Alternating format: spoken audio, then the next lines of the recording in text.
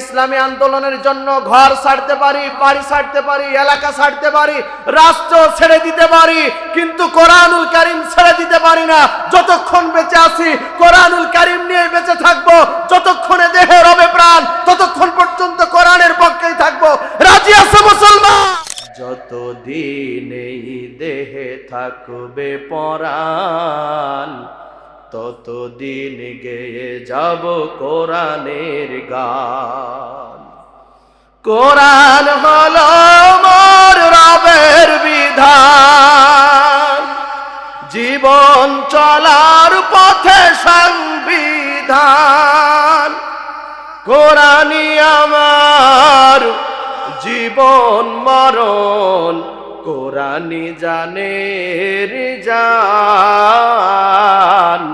গাইব কোরআনের গান, ঠিক না?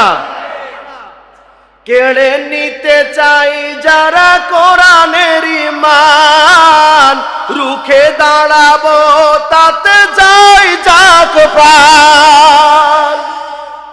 জানো কি তোমরা পরপারে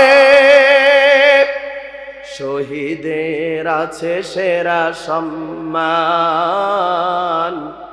গাইব কোরআনের গান।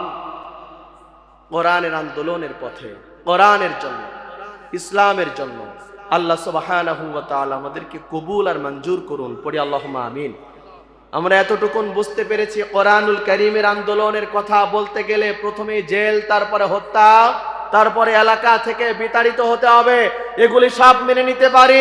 ইসলামী আন্দোলনের জন্য ঘর ছাড়তে পারি, বাড়ি ছাড়তে পারি, এলাকা ছাড়তে পারি, রাষ্ট্র ছেড়ে দিতে পারি, কিন্তু কোরআনুল কারীম ছেড়ে দিতে পারি না। যতক্ষণ বেঁচে আছি কোরআনুল কারীম নিয়ে বেঁচে থাকবো। যত